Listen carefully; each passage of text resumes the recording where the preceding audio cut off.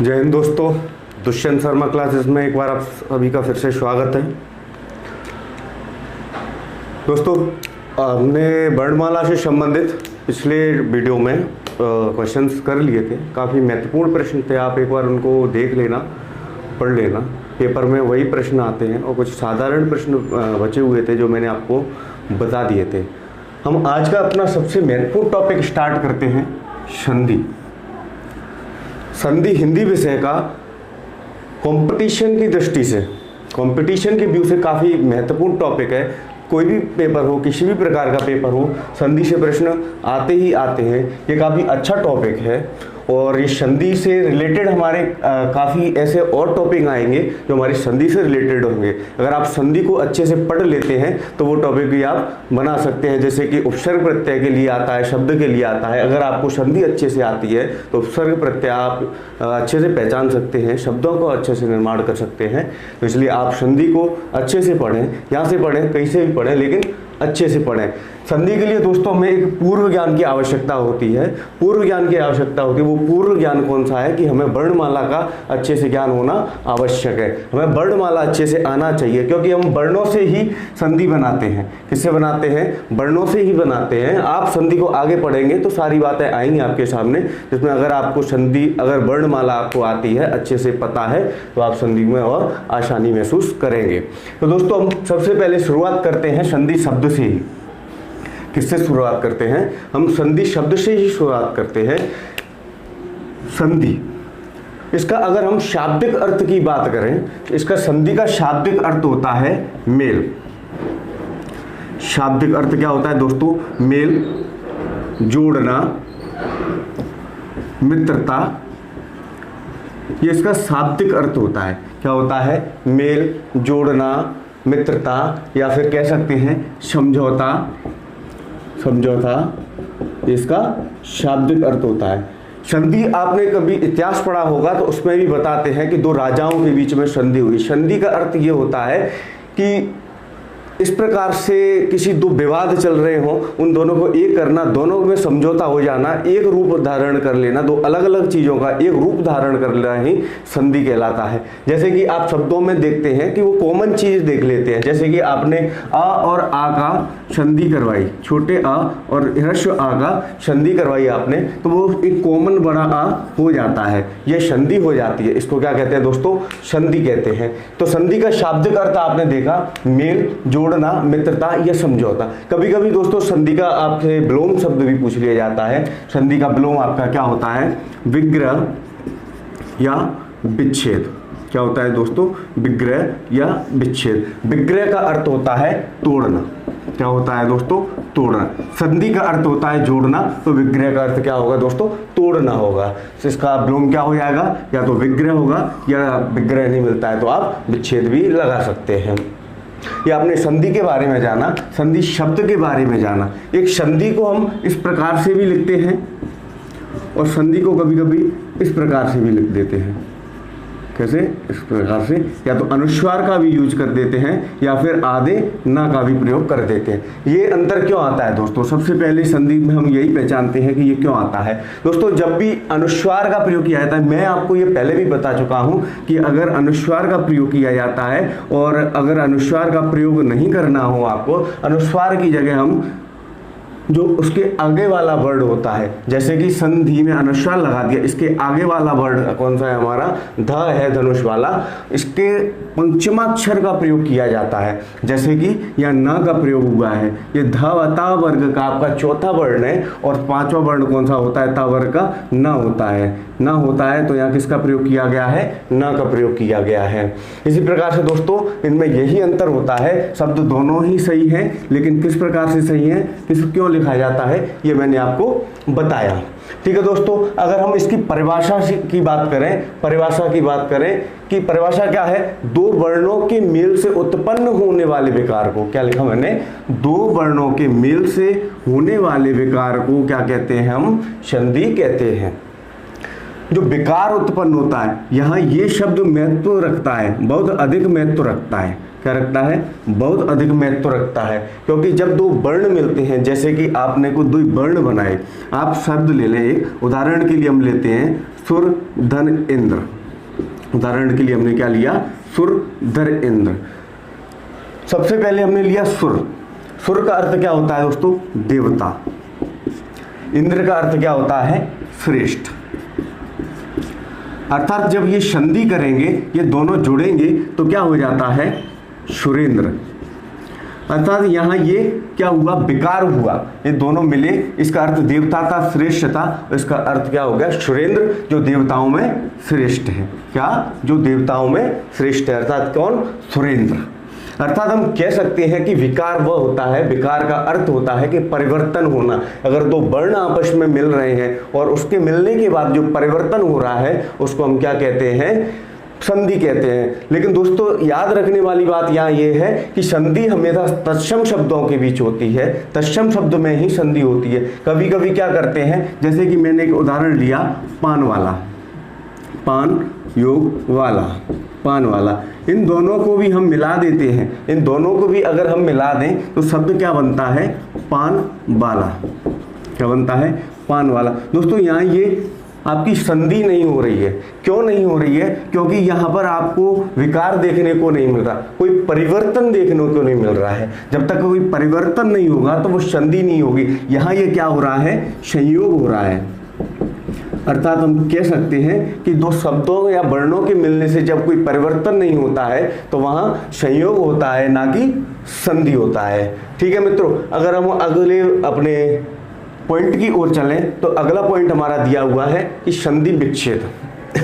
तो संधि विच्छेद क्या होता है, संधि विच्छेद होता है संधि युक्त शब्दों को तोड़ना। जैसे कि मैंने यहाँ सुरेंद्र लिया था, सुर धन इंद्र, ये मैंने क्या किया था, इनका योग करके संधि कर दी थी, सुरेंद्र बना। अगर मैं इसी को सुरेंद्र को ले लूँ, सुरेंद्र को ले लूँ, ये संधि युक्त है और इसको सुर धन इंद्र में तोड़ दूँ, सुर धर इंद्र में तोड़ दूं तो ये क्या हो जाएगा दोस्तों, संधि विच्छेद हो जाएगा। अतः हम कह सकते हैं कि संधि युक्त शब्दों को फिर पुनः दो भागों में तोड़ना, पुनः दो भागों में तोड़ना क्या होता है दोस्तों, संधि विच्छेद होता है। ये आपने समझा कि संधि क्या होती है, दो वर्णों के मेल से उत्पन्न होने वाले विकार को या दो वर्णों के मेल से जो परिवर्तन आता है उसको हम संधि कहते हैं। और संधि को पुनः दो भागों में, संधि युक्त शब्द को पुनः दो भागों में तोड़ना हमारा क्या कहलाता है, संधि विच्छेद कहलाता है।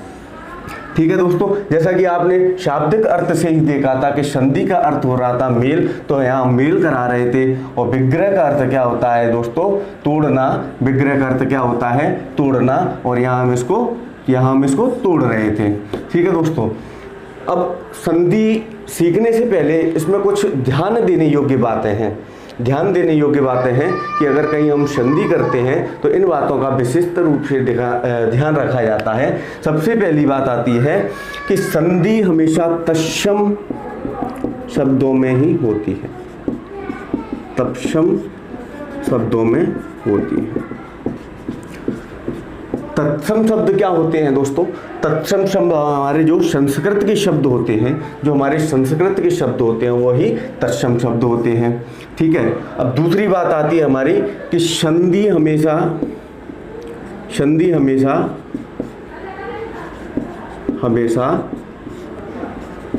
दो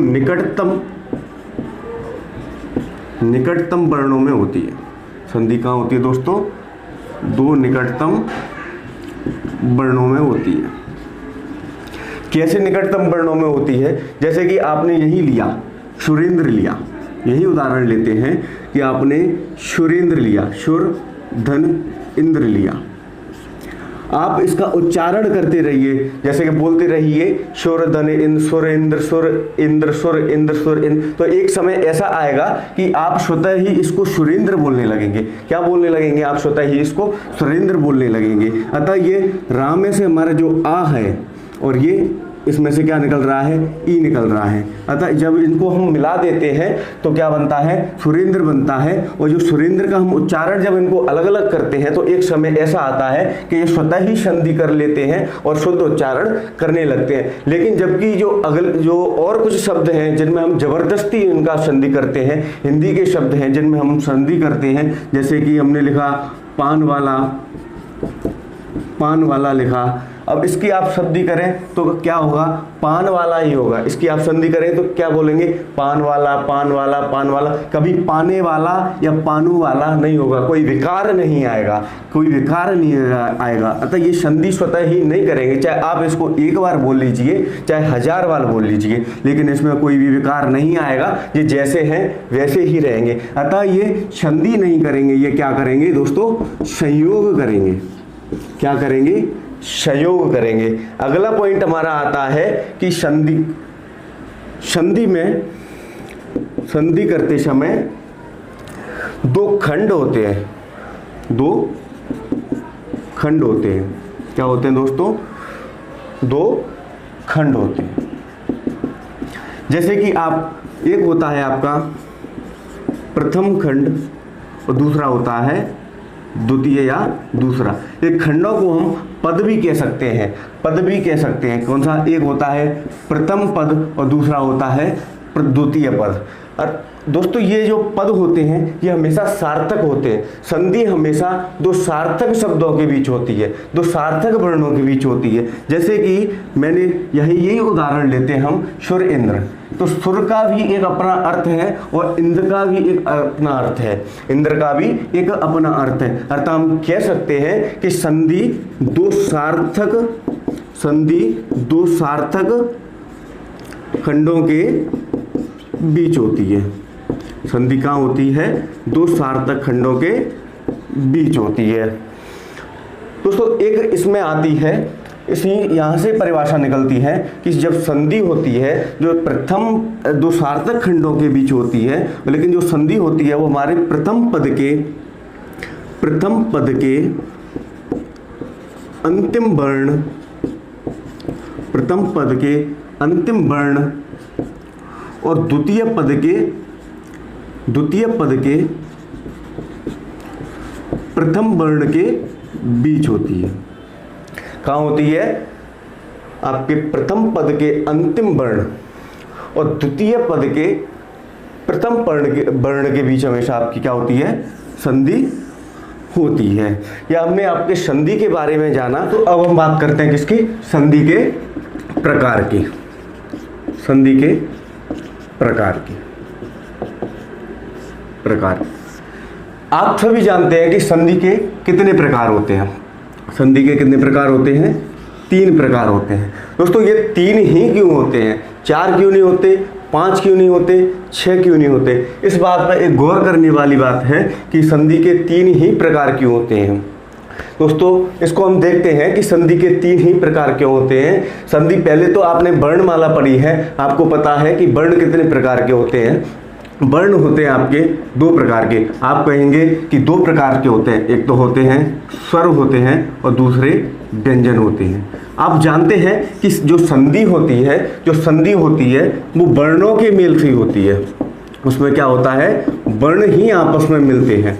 क्या मिलते हैं, वर्ण ही आपस में मिलते हैं। और हम जानते हैं कि वर्ण 2 प्रकार के होते हैं, एक स्वर होता है और एक क्या होता है, व्यंजन होता है। हमने अनुस्वार को आपके व्यंजनों में ले लिया था, लेकिन बचता कौन है आपका, विसर्ग।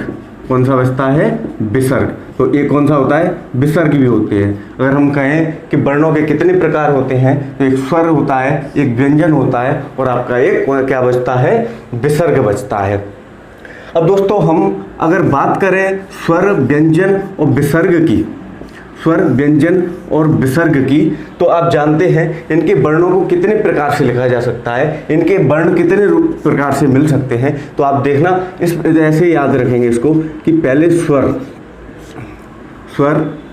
यहाँ स्वर, व्यंजन,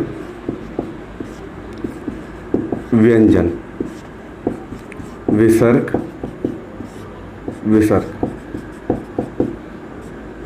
ये कितने प्रकार से आपस में मिल सकते हैं, हम बात कर रहे हैं कि ये कितने प्रकार से आपस में मिल सकते हैं। जैसे कि अगर यहाँ स्वर है तो यहाँ ये स्वर के साथ भी मिल सकता है, ये स्वर है, ये फिर व्यंजन के साथ मिलेगा, ये व्यंजन है, ये स्वर के साथ मिल सकता है, ये स्वर के साथ मिल सकता है। और ये व्यंजन है तो ये किसके साथ मिल सकता है, व्यंजन के साथ भी मिल सकता है। ये किसके साथ मिल सकता है, व्यंजन के साथ भी मिल सकता है। ये स्वर के साथ मिल सकता है और ये व्यंजन के साथ मिल सकता है। और आपका विसर्ग है, विसर्ग आपके स्वर के साथ मिल सकता है, विसर्ग आपके स्वर के साथ मिल सकता है और विसर्ग आपके व्यंजन के साथ भी मिल सकता है। किसके साथ मिल सकता है? व्यंजन के साथ भी मिल सकता है। दोस्तों ये आपके क्या होते हैं? स्वर स्वर मिल रहे हैं, ये आपकी क्या हो जाएगी? स्वर संधि। क्या हो जाएगी? स्वर संधि। जहाँ ये व्यंजन आ रहे हैं, क्या आ रहे हैं दोस्तों? जहाँ ये व्यंजन आ रहे हैं वहाँ क्या होती है? व्यंजन संधि हो जाएगी। क्या हो जाएगी? आपकी व्यंजन संधि। और आपके जहाँ जो विसर्ग आ रहे हैं वहाँ क्या हो जाएगा? विसर्ग संधि।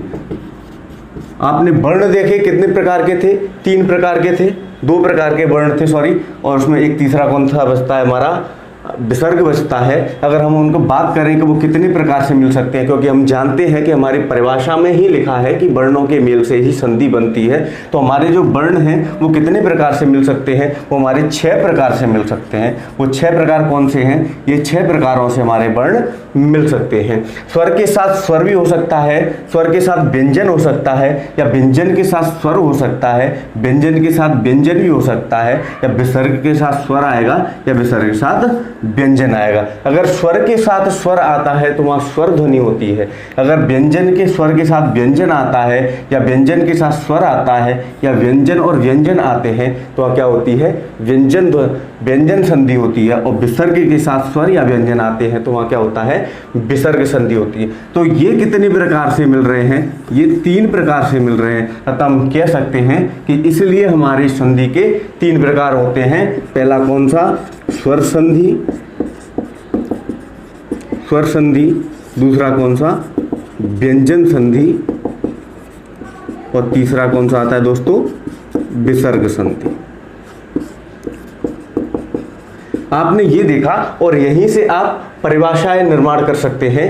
स्वर संधि, व्यंजन संधि और विसर्ग संधि की परिभाषा भी बन सकती है कि जहां प्रथम पद का या प्रथम शब्द का अंतिम वर्ण स्वर, अंतिम वर्ण क्या होना चाहिए? स्वर, और द्वितीय पद का भी प्रथम वर्ण स्वर हो तो वहाँ क्या होती है? स्वर संधि होती है। अब इसकी परिभाषा क्या बनेगी कि जहाँ प्रथम पद के अंतिम वर्ण स्वर और द्वितीय पद का प्रथम वर्ण व्यंजन हो तो वहाँ क्या होगी? व्यंजन संधि होगी। या फिर कह सकते हैं कि जहाँ एक स्वर और एक व्यंजन के मेल से जो विकार उत्पन्न होगा वहाँ क्या होगी? व्यंजन संधि होगी।